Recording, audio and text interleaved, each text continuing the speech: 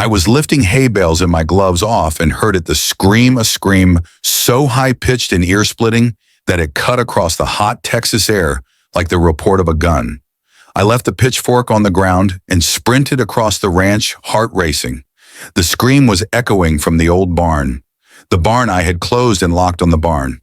The basement, the barn where Hank resides these days. Let me tell you something, before you lose your mind. Hank is not a human. Hank is a bear.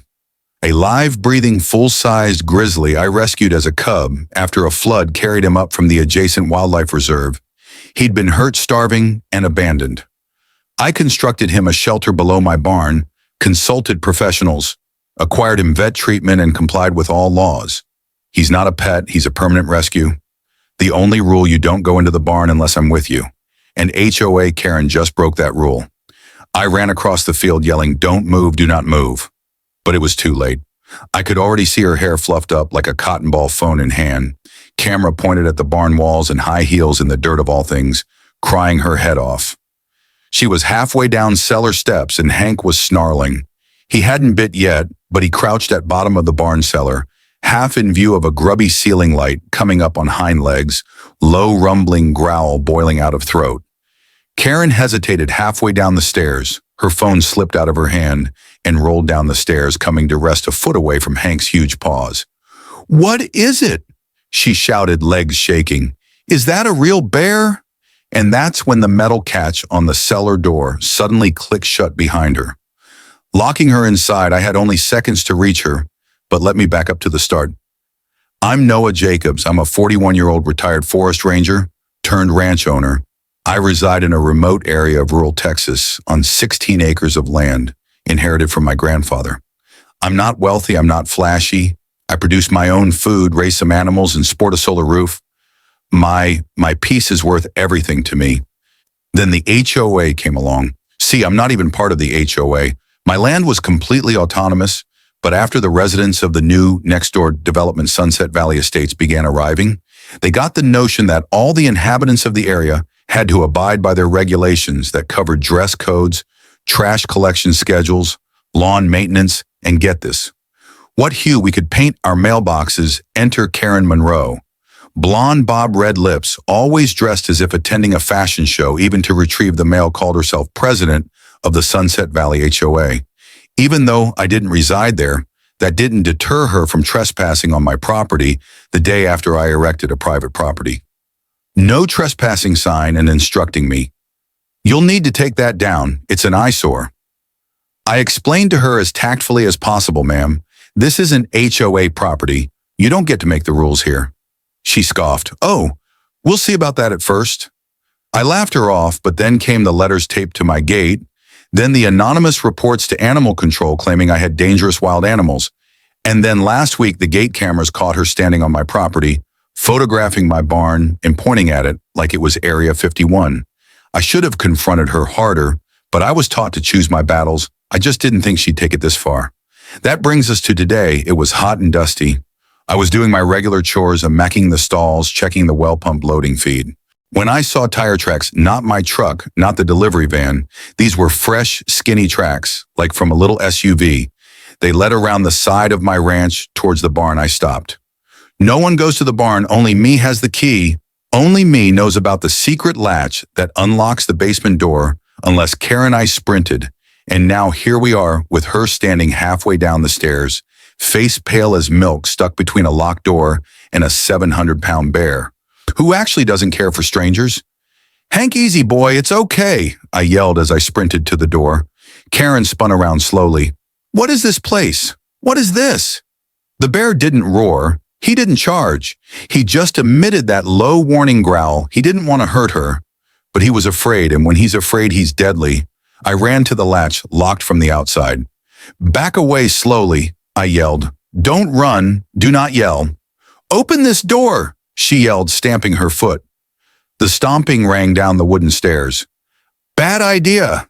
Hank moved forward. Karen stood still again. "I told you this place was illegal," she yelled as if loudness was her weapon. "You can't keep a bear under a barn."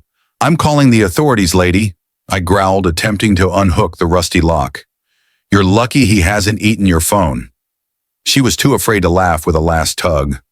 I managed to pry open the latch and yanked open the cellar door. I breathed deeply and crept down the stairs, one hand held up to soothe Hank. "Back off, pal. She's not a threat," I said softly. He sniffed the air and then shuffled back. Karen bolted up the stairs like a rabbit escaping a trap. But the moment she reached daylight, she turned and wagged a finger in my face. "This is not over, Mr. Jacobs. I'm pressing charges. You endangered my life." "On my property," I replied coolly. "Where you trespassed broke a locked door after being warned not to approach the barn." She ignored me, stormed off to her brand new white Lexus heels full of mud, and drove off without a word. I knelt down next to Hank, who was lying down calmly again. Chewing on an old tire, I scratched the top of his huge head. "Good boy," I grumbled. "Sorry for the disturbance." You'd think that would be the end of it. You'd think Karen had learned her lesson. But the next morning, I woke up to flashing lights beyond my ranch gate, a sheriff's patrol, 2 animal control vans, and following them, Karen Monroe, arms crossed, smirking like she'd already won this time. She hadn't come alone. Where are you hiding out, people? Because what followed left me doubting everything I'd ever learned about peace law and justice, and it wasn't even the wildest part of this tale. Yet the air was charged, my boots crunching on the gravel. As I approached the gate, I saw 4 officers in uniform, 2 of animal control, 1 deputy sheriff, and a woman in a white blouse with a clipboard who appeared to have just walked out of a city office building. They were all parked tidily behind Karen's Lexus, which was now immaculate despite yesterday's mess. Her arms were crossed, lips pursed as if she had just swallowed a lemon, and she was smiling. "You've got 5 minutes to open the gate," said the sheriff. I did not move. "On what grounds?" Karen spoke first. "On the grounds that you are keeping a dangerous wild animal and that you assaulted me with it yesterday." "Assaulted?" I blinked. "Lady, you broke into my barn and trapped yourself in a room with Hank. You might have been mauled. You're fortunate I arrived when I did." "You didn't tell me there was a bear dwelling beneath that thing," she growled. "You weren't allowed to be there whatsoever." I referred to her in anger. "The animal control officer moved forward, sir. We had a report of a wild animal being kept illegally. Are you harboring a bear on the property?" I took a deep breath and headed back into the house. Karen screamed, "He's running." The sheriff did not blink. "Ma'am, quiet down." Inside, I came back with a folder, documents, vet reports, permits, and the works displaying Hank was listed as a wildlife rescue under federal and state regulation. I held them out, the woman from animal control. Read through them slowly. Hank Jacobs, grizzly bear male. Taken in during a 2017 flood licensed as emergency wildlife rehab code. 47A, updated rabies tag, microchipped vet reports, vaccinations. She flipped another page. Karen was tapping her foot. "Well," she demanded, "isn't this illegal?" The woman gave her a cold glance. "No, actually, it's legal, more than legal. It's one of the best kept records I've seen." I smirked, "Told you." But Karen wasn't finished. She turned to the sheriff and practically screeched, "He locked me in a basement with a live bear." The sheriff raised his eyebrows. "And how did you get in there?" "I was investigating." He frowned. "So you trespassed?" Karen blinked and broke a padlock. He added, "She went quiet." I leaned on the gate. "This is private property. I have cameras. You broke and entered. I never gave you permission to be on my ranch." Her face had flushed red. "You people think you can do anything you want out here." "Well, I am representing the HOA, and we don't permit wild animals." The clipboard woman finally spoke for the first time. "Ma'am, this property is not in your HOA's jurisdiction. It's a different land parcel, legally exempt." Karen looked as if she'd been slapped. "But it's unsafe," she blurted. "That bear is a danger to children." "There are no kids here," I said quietly. "Only adults who mind their own business." The sheriff turned to me. "Mr. Jacobs, you're not under arrest. You're clear." Karen's jaw fell, but he went on. "I'd recommend posting more signs and maybe locking that barn up better just for safety." "I'll take care of it," I nodded. Karen turned away in silence. She strode back to her Lexus, ripped the door open, and slammed it shut. For the first time, she resembled someone who had actually been shut down as they all left. I stood in the dirt driveway, watching their vehicles fade away into the hills. It should have been it. But the following day, I received a letter in the mail, a cease and desist letter from the Sunset Valley HOA legal department, saying I had broken community peace safety laws and was making a dangerous environment. That's when I knew Karen wasn't going to back down. She was ramping it up. I made myself some black coffee and sat on the porch with Hank's head lying close to my feet. He loved the porch. It was shady and cool. He'd lie there for hours, snoring like a chainsaw pal. I whispered, "We've got war coming." The following week was somber too. Still no more messages, no more callings, no glimpse of Karen. I even began to breathe again. I thought the lawyers had laughed her out of commission. I thought possibly she'd found out how crazy she'd acted. I was wrong. It was the Friday prior to Memorial Day. I was preparing to haul some equipment into town when I saw something unusual close to the barn footprints. 2 sets human boots fresh and the barn latch ajar. I dropped my shopping bags and sprinted inside the barn, the basement door wide open, the lights out and Hank gone. My stomach fell. Then I heard it, a whimper, weak, muffled from under floorboards. I had flipped on the light and crawled down the stairs, and that is when I spotted it, a cage, a steel trap. Cage, and within it, Hank drugged his eyes halfway open, and next to the cage stood a fellow in a Sunset Valley HOA polo shirt. In his hand was a long pole. He looked up surprised at seeing me. "Oh, sir," he babbled. "This is a planned wildlife removal. We received permission." "Permission from whom?" I yelled. He opened his mouth, but before he could say another word, something clanged heavily over us. The doors to the barn slamming shut. Someone else was still around. I took hold of the man by the collar. "You're going to tell me exactly what is happening," I snarled, and then bang, a shock of wood from above us. Smoke sparks. The old barn is on fire, flames licking down the sides of the stairwell. We were pinned, me, Hank sedated in a cage, and the HOA thug locked in a burning barn basement, and whoever closed the doors, they were still out there observing. Waiting, the heat rolled in quick flames, spread across the upper loft, licking at the rafters, smoke pouring down through the cracks in the floor above us like thick fog. My eyes burned, I could barely breathe. The HOA man dropped the pole and yelled, "We gotta get out of here." "No kidding," I snarled, already heading for Hank's cage. But Hank was dazed, barely aware his eyes were open, but lethargic. They drugged him. He couldn't walk, much less escape by himself. I frantically looked around. There wasn't time to drag him out the stairs. We had to find another exit. My mind flashed to an old memory, the storm drain tunnel behind the barn. It hadn't been walked through in years, but it led right up to the back wall of the basement. I ran across the basement and pushed aside the feed bags in the back corner. There it was, mostly buried, rusty, but still there, a steel-plated metal square hatch in the concrete wall. I kicked at it once, twice. Clang, the bolt shook loose. The tunnel was narrow, just wide enough for a bear. If we slid the cage through sideways. I turned to the guy still coughing and panicking beside me. "Help me move him. I didn't sign up for this, man. You drugged my bear and locked him up in a cage. You're assisting me to get him out, or we all burn." He swallowed and nodded with fear. We lifted the cage and began dragging it towards the tunnel. Each second counted. I could hear the crackle of wood splitting above us. Debris was falling from the ceiling. Flames had now begun creeping down the stairs. "Hank, stay with me," I groaned as we pushed the cage into the opening. The bear grunted softly. The tunnel was not more than 30 feet long, but it seemed like a mile. Sweat dripped into my eyes. My shirt stuck to me. The air was heavy with smoke and fear. We pushed and pulled the cage an inch at a time. At last daylight, we emerged behind the barn out into the field, where the tall grass had begun to burn at the edges. The HOA guy fell to the ground, coughing uncontrollably. I grabbed a tarp off the fence and tossed it over the cage to shield Hank's face from the sun. Then I turned and saw her, Karen Monroe, standing at the tree line, holding a remote in her hand, wearing sunglasses, observing. She wasn't even concealing. "You did this?" I whispered. She smiled, then turned and walked back toward her Lexus, parked just out of sight from the road. By the time the volunteer fire crew arrived, the barn was largely destroyed. Blackened beams, ash, only a few stone walls remaining. Could have been worse. The chief told me if the wind had increased, your entire ranch could have burned. I nodded, numb.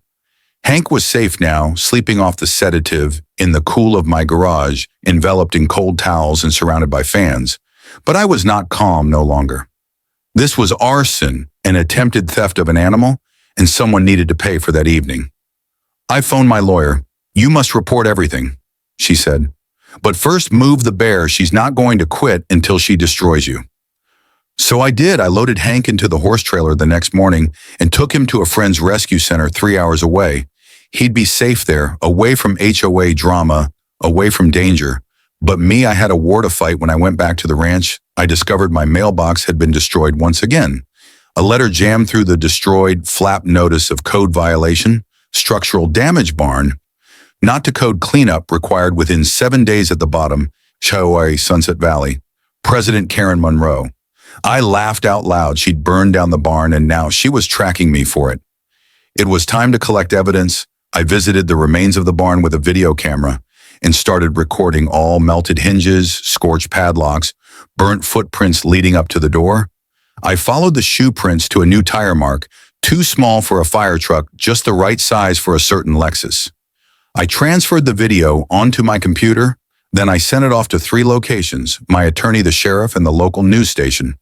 Within 48 hours, Channel 5 News was calling it the Bear Basement Fire Scandal, and suddenly Karen wasn't smiling anymore. She released a public statement claiming deep regret for the incident, but denied any wrongdoing. She blamed an anonymous volunteer from the HOA committee and said she was shocked to learn about the fire lies. But that wasn't all. The sheriff called me personally 2 days later. "We're launching an investigation," he stated, "and that HOA dude you discovered in the basement," he's speaking, turned out Karen had bribed him. No paperwork, no official animal control involvement, just a bribe, a cage, and a promise of a speedy job that equated to conspiracy trespassing. Animal cruelty, attempted theft, and now arson. Karen was boxed in, but she wasn't done yet, because that same week someone had made a motion at City Hall to annex my land into the HOA. If that passed, they could claim control over my whole ranch legally. It would be the last move unless I put a stop to it. So I made a decision the night before the city council vote. I rolled into town with my truck, a copy of every document and something else. Hank's story, photos, videos, vet records, news coverage, footage of the fire, the illegal HOA trap job, and the interview with the man that admitted to doing work under Karen's direction. I didn't merely show up to the meeting. I showed up with the truth. But just as I got out of my truck and parked it in front of the building, a man wearing a black hoodie came out from the shadows and cut my back. Tire, I leaped out screaming, but he ran and affixed to the windshield a strip of one piece of paper. "Back off, or next time it's you." The bear was not alone in danger. Now I remained there for an extended moment, grasping that paper in my hand, as the late evening wind whistled across the parking lot. The words were sharp typed in bold capital letters, with a black marker so thick it bled. There was no signature, no name, only a threat. I searched around deserted streets, flickering shadows. Anyone who had cut my tire was gone. But that message, oh boy, it was loud and clear. I wasn't just battling an HOA anymore. I was battling something darker, something personal. I swapped out the tire with the spare. I kept in the bed of my truck, then walked into town hall with grime on my hands and a folder full of evidence. The city council chamber was already filled, almost every seat occupied by residents of Sunset Valley, and a couple of old-timers from the ranching community. Everyone was abuzz. A news team was getting ready in the back, at the front row.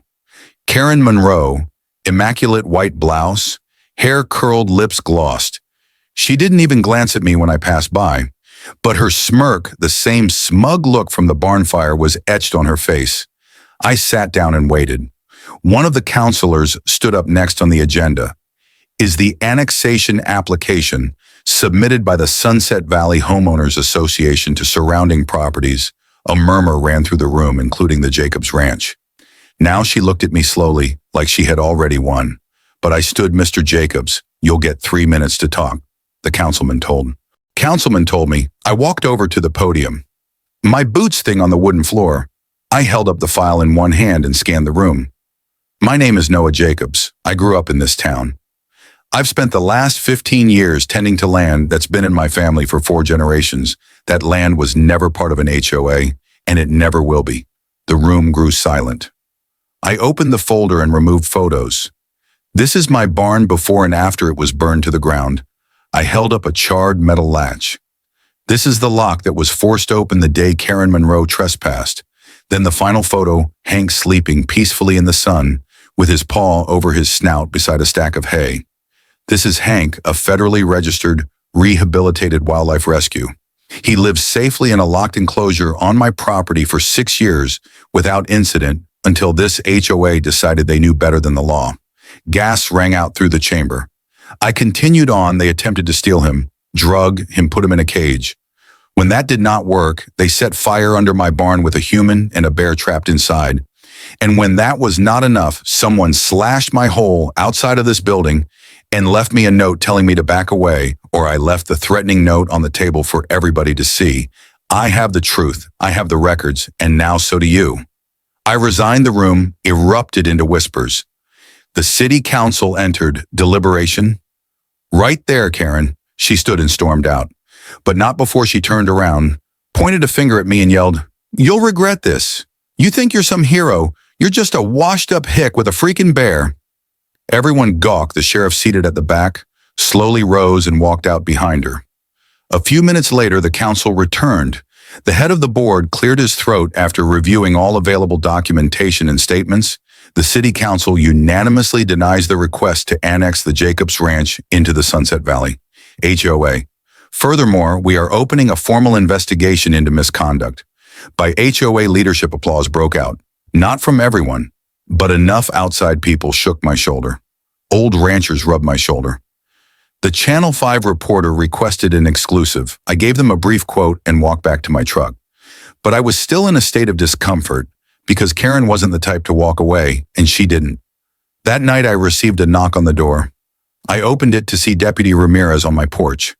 She appeared stern. "We arrested the man who claimed the cage job." She said he spoke something off. Said Karen didn't do it by herself. I scowled. "Then who did?" She looked about, then edged nearer. "There's a clique, a handful of HOA members from various neighborhoods throughout the area they've been discussing. Cleaning up the neighborhood, forcing out ranchers and older residents to introduce luxury developments."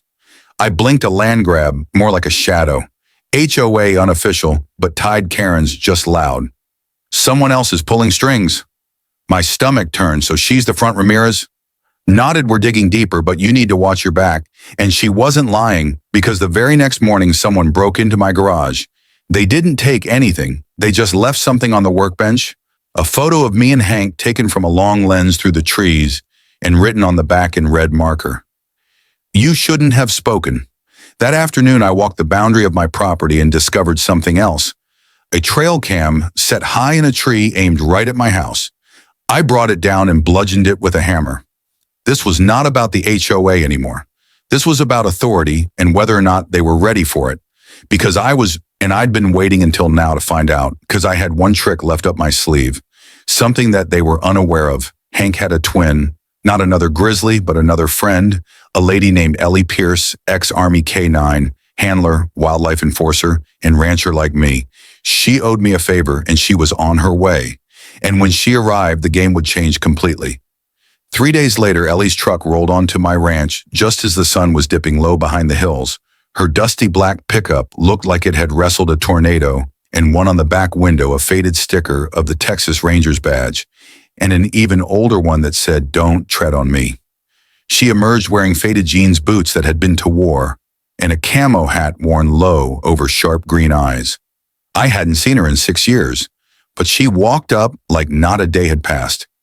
"Noah," she nodded, "heard you've got HOA cockroaches." I grinned at last. For weeks. You could say they attempted to kidnap Hank, then they attempted to set my barn on fire. Now they are staking me out. Ellie remained unflinching. "You still have your trail cams?" "Yeah, good, then let's catch him red-handed."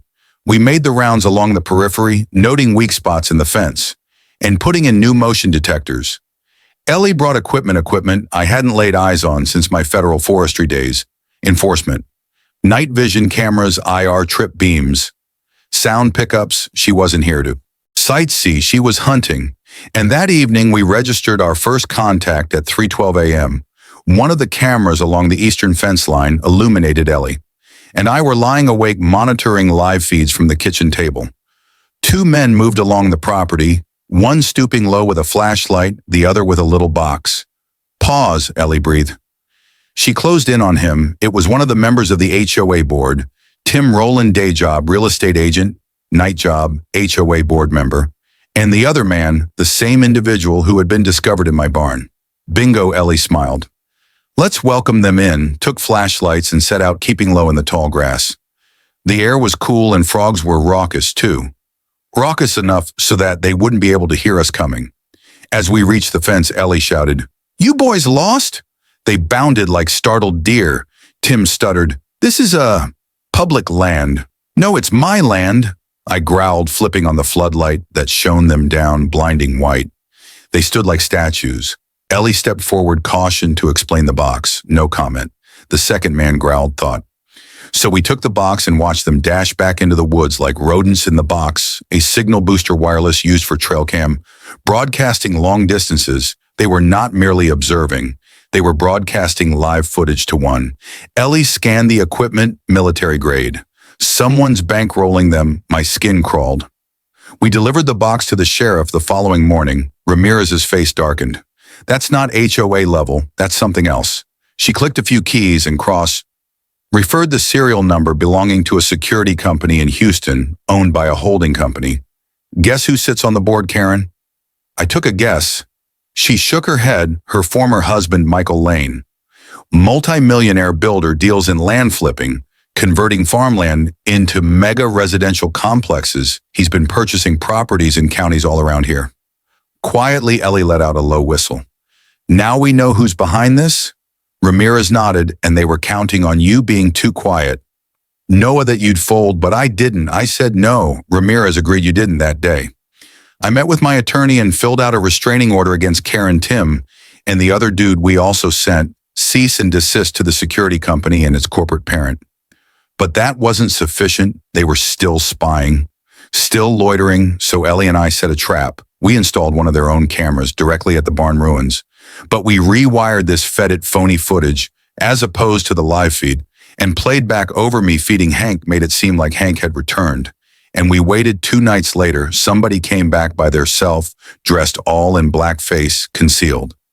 They crawled into the barn ruins and started prying up the creaky old floorboards straight over where Hank's basement cage used to be. Ellie monitored the camera feed. She huddled in close and whispered, "It's Karen." My jaw clenched. "She's coming in alone," I stated, surprised. "Means is desperate," Ellie responded, "and that makes her sloppy." Karen found nothing but just old concrete and ashes, but she lingered, sat down on the slab of stone, and lit a cigarette, looking about like she was the owner, when we sneaked in behind her. When the beam of light caught her back, she stopped. "You're trespassing again," I told her. She slowly turned. "Oh, look, it's Cowboy and G.I. Jane," she taunted. "You know, most people would have quit after burning a barn down," Ellie said icily. "But you just continue digging your hole deeper." Karen stood up, shaking ash off her pants. "I don't care what you believe, that bear was dangerous. You put this entire community at risk." "No," I said, "you put everyone at risk, and now we know who's bankrolling you. That cut her off. What we know about Michael, the cameras, the land grabs." Ellie added, "We have proof, video, audio, paper. Trail, you're finished." Karen's expression changed, not angry, not frightened, smug. "You think this is over with me?" she said quietly. "You think Michael's afraid of you?" She moved a step closer. "He controls the county board, the zoning office, the permits. He'll get this land one way or another." I looked at her, then I smiled. "Then we'll make sure the whole country sees him try." The next morning, the national media picked up the tale. The Channel 5 piece had gone viral. "Bear Hero versus HOA Bully." The headline was, "Talk shows invited me to talk, wildlife organizations supported me. Even state senators weighed in, but the coup de grace, an anonymous source, released a complete dossier on Michael Lane's illegal land deals, bribery, and behind closed doors HOA maneuvers." It hit the headlines like a ton of bricks within 72 hours. Michael was the target of a federal investigation, Karen arrested for arson, trespassing, and conspiracy to commit theft of an animal. And me, I stood on my porch while the sheriff drove off with both of them in handcuffs. Ellie joined me with 2 mugs of black coffee. Hank, now recovered, sat alongside us with his nose in the air. "You won," she said softly. I shook my head. We won. And just when we thought it was all over, Ellie's phone rang. She glared at the screen. Frowned. "Problem?" I asked. She held the phone out to me. "An email, no name, only 1 line. Phase 2 begins. Now enjoy the peace while you can." It wasn't finished, not even close. The sun was only just rising when Ellie and I sat on the porch once more, both of us glaring at the message as if it was a time bomb. That single line, Phase 2 starts now. Enjoy the silence while you can. Hung in the air like smoke. Phony email address. Ellie grumbled, fingers drumming against her phone. Encrypted, routed via several servers. "Someone doesn't want to be located," I said. "No," she agreed, "but we'll locate them anyway." I stood and exited to the ruined barn, now enclosed, and still having the scent of burned wood and old concrete. Hank trailed slowly, nuzzling my leg and grumbling like a sleepdog. I knelt and scratched behind his ear. He was doing better now, eating, walking, sniffing the wind. But I knew he still remembered, and now someone else was arriving that evening. Ellie sat at my kitchen table, laptop open, zooming in on maps and zoning plans. "Noah," she said suddenly, tapping the screen. "Look at this." She turned the laptop around there. It was a zoning change request submitted just a few weeks ago, quiet, hidden under community improvement plans. "They want to build a private access road," she said, "right through the back edge of your land." I leaned in, "But that area is protected only if you own title to those border acres." My stomach churned. Those were the parcels my grandfather included in 1986. We'd always assumed they were part of the ranch, but I hadn't reviewed the current land records in years. I went into town the next morning and waited 2 hours in a stale government building for a clerk to print out my current land map. And when she gave it to me, I looked in shock. 2 acres gone. I said she'd double-cheated. "That's what's in the system. Looks like a quit claim. Deed was filed in March, sold for $10. "To whom?" I asked. She typed, then stopped. "Sunset Valley Development Group." I didn't sell that land. I never signed a quitclaim deed. Someone forged it. My blood boiled. I phoned Ellie. "We've got fraud," I explained to her. "I'm going to uncover it." But it was too late already when I returned to the ranch later that afternoon. Heavy equipment was stopped on the verge of my land. 2 bulldozers, a team of men in hard hats, surveyors with flags. They were already ready to cut down trees. I braked hard, leaped out, and charged over to the guy you're trespassing on. He didn't even blink. "We have permits. Speak to your HOA. "I'm not in the HOA. He just gestured to a clipboard. "This says here we can work." I grabbed the paper. It was a copy of the bogus deed, signed with a scrawl that wasn't mine. I was still debating when Ellie drove up behind me in her truck. She came over, glanced at the paper, and snorted, "That's not an actual signature. I've seen better from toddlers." We snapped photos, then called Ramirez. But just as we did, another black SUV drove onto the gravel road and outpaced a man I hadn't met before. Tall, expensive suit, dark glasses he fiddled with his cufflinks like he owned the entire ranch. "Noah Jacobs," he said, voice like oil. "I'm Richard Knox, representing Sunset Valley's legal team." He extended a hand. I didn't take it. He persisted. "Land is going through routine development appraisal. There's no call for aggression." "You pretended a deed," I said sharply. He smiled. "You can't establish that." "Oh, I can," Ellie flashed, "and I will." He shrugged. "By the time any of this reaches court, we'll have the road constructed after that. It's just a matter of time." I stepped forward. "If one tree falls on my side of the line, I'll take that bulldozer and park it in your lobby." He held my gaze for a second, then nodded to his men. "Stand down for now." They packed up and left, but I knew he'd be home that evening.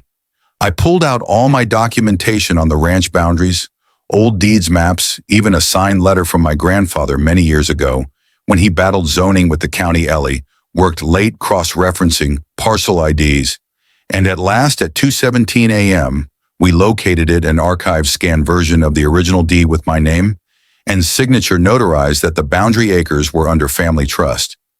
It wasn't mine. It was irrevocable. Ellie smiled. "They messed up. We filed an injunction the next morning, But the drama wasn't over because as we were departing the courthouse, Ramirez called again. "Brace yourself," she said. "Karen's out on bail, and the same lawyer who forged your deed." I froze in my tracks. What name does Alan Doyle operate under? Richard Knox, infamous for dubious loopholes. The FBI is sniffing around now, but it's going to get worse before it gets cleaner. Ellie and I exchanged a look. If they couldn't beat us legally, they'd do something else. We returned to the ranch to discover the front gate wide open, not busted, not damaged, just open and on the porch. A single white envelope inside it. Photos of me, of Ellie, of Hank, all taken from the woods. All printed with the same handwriting in red marker. The bear is just the beginning. I stood there jaw tight, the wind brushing against my shoulders, and then I realized something, taking a chill. One was taken from within the garage. They'd been back on my property, and time was running short. The sky had darkened with a slow-moving storm. As I locked each door and window on the ranch, Ellie patrolled the living room, her sidearm on the table laptop open and surveillance feeds cycling on every monitor. The photos we discovered that morning, taken from within the garage, were now nailed to the wall. "They're up to something big," she said. I nodded, but they made a wrong move, coming here again. This time we're prepared.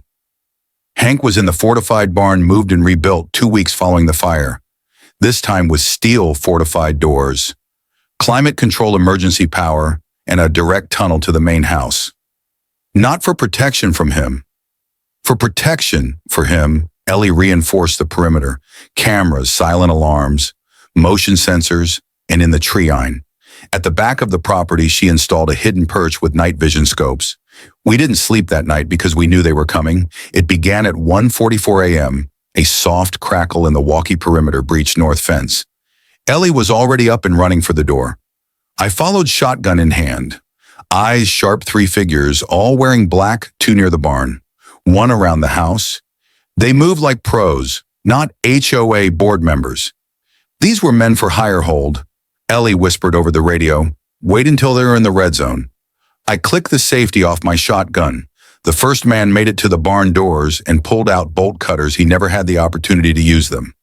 Ellie flipped a switch. Boom! A flash bang illuminated the night, blinding white. The men hit the ground, stunned. We burst in. Ellie tackled one. I took aim at the second. The third ran, but didn't go far.